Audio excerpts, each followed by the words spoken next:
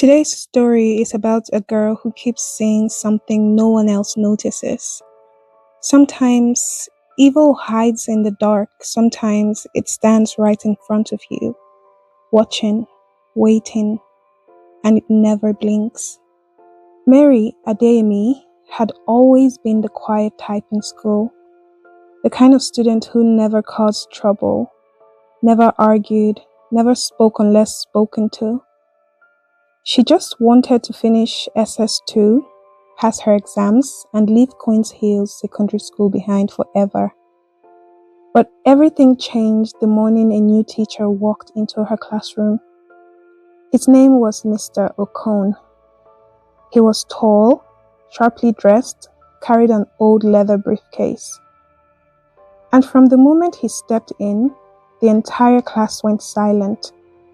Not because of authority, not because he was strict, but because something about him felt wrong. It started small.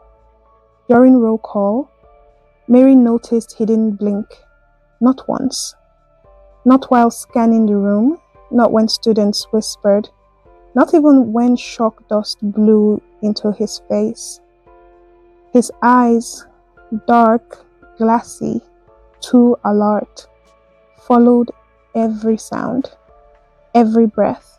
They didn't move like human eyes. They tracked. Everybody else thought he was just strict, a serious teacher. But Mary saw something else. 2 weeks after he arrived, students started complaining of strange things. Chairs moved overnight. Notes appeared on blackboards no one wrote. Some students said they heard footsteps in the empty classrooms after school. Once, a girl swore she saw Mr. Okon standing in the corridor long after he'd supposedly gone home. Mary tried to ignore it until it happened to her. One evening, she stayed back to finish her homework. Only a few students remained. The sky outside had turned orange, and the school compound felt uneasily quiet. She heard it.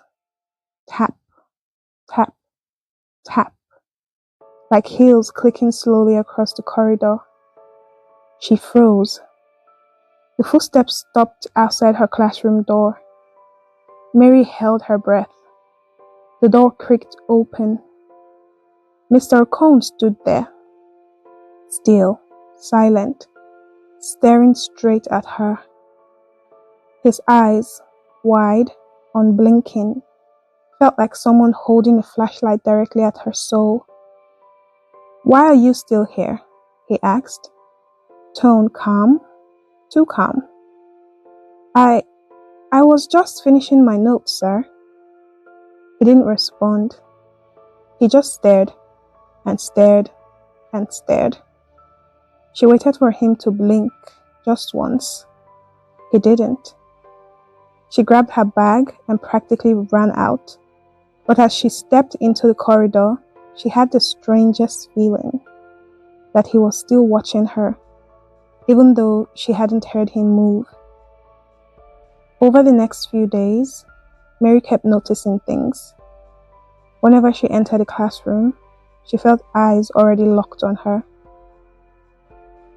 Whenever she looked out into the school field, she sometimes saw him standing alone, staring straight ahead. Whenever she turned a corner, she felt like someone had just turned away a second earlier. Her friends laughed it off. Maybe the man has eye problems. Maybe that's just how he looks. Maybe you're reading meaning into nothing, Mary. But Mary knew what she saw. And then came the assembly incident. The whole school was outside for morning assembly. Principal was speaking. Students were restless. Teachers were lined up. Mary glanced towards the staff line, and her heart stopped. Mr. Okon was staring at her. Not at the students, not at the principal, directly at her. She looked away, looked back. He was still staring. still unblinking. She nudged her friend, whispering, "Look at Mr. Ocon." Her friend looked, then frowned. "Mary, he's not looking here. He's looking at the principal." She turned again. Now he was looking at the principal. It was as if he had moved the moment someone else looked. Mary felt sick. Something was very, very wrong. One evening, it rained heavily. School dismissed early. Mary went to retrieve a forgotten notebook from her class. The building was almost empty. Water dripped from the roof. The corridor echoed. She reached the classroom door and pushed. Someone was inside. She could hear soft sounds of shock on the board. But the security guard had sent everyone home because of the storm. Quietly, she peered in. Her breath caught. Mr. Ocon stood in front of the board, not writing, but erasing. But here was the strange part. There was nothing on the board. Nothing.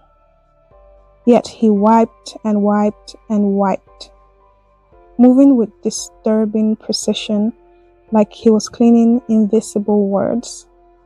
Then he paused. Slowly, his head turned towards the door. Mary jerked back, heart pounding. She didn't wait to see if he came out. She ran, all the way to the school gate, all the way home. Mary couldn't sleep that night. She kept replaying everything. The staring, the footsteps, the wiping of nothing. She needs answers. The next day, she approached the only person old enough to know school history, the librarian, Madame Ekenem. When Mary mentioned the new teacher, Madame Ekenem stiffened. "Which teacher?" "Mr. Ocon, the new government teacher." The old woman's face drained of color. "Say that name again." "Mr. Ocon."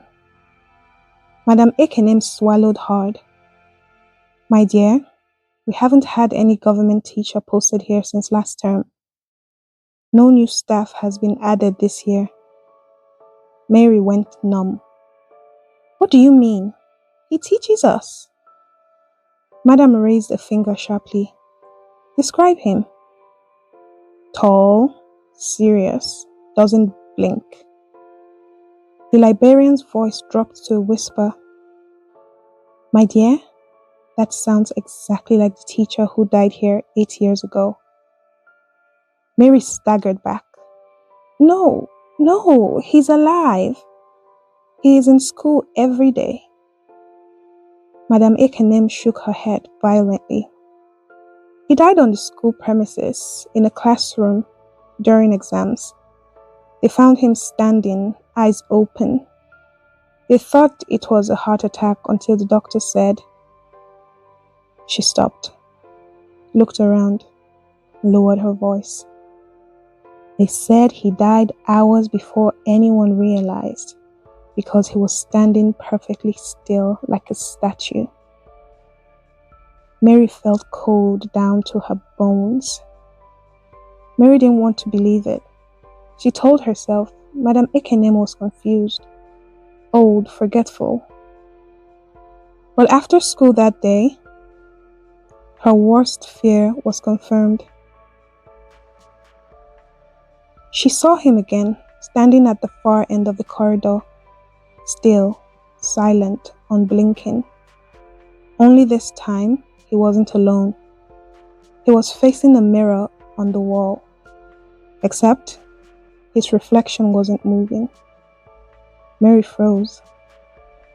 Mr. Ocon slowly turned his head towards her, but in the mirror, his reflection stayed facing forward, wide-eyed and still, watching her even harder than he did.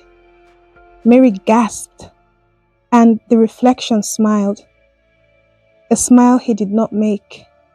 Mary ran, sprinting across the compound. not daring to look back. She didn't stop until she reached the school gate. The next morning, she refused to go to school. She told her mother everything. Her mother demanded answers from the school. The school insisted, "There is no teacher called Mr. Okon here." They brought out the staff list, showed her the classroom, asked students. No one else claims to know him. Even the students who had sat in the class suddenly had no memory of him, like he had never existed. Only his name remained in Mary's mind, and the last thing she remembers as she fled the corridor that day was his reflection in the mirror, smiling, still staring at her, still unblinking. Some people say ghosts linger where they died. Others say they cling to surroundings. Others say they cling to routines they never finished. But there are a few, a very rare few, who keep teaching long after death. And they never blink, because the dead don't need to.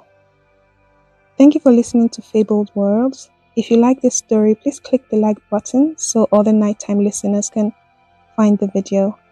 Until next time, stay cautious and stay curious.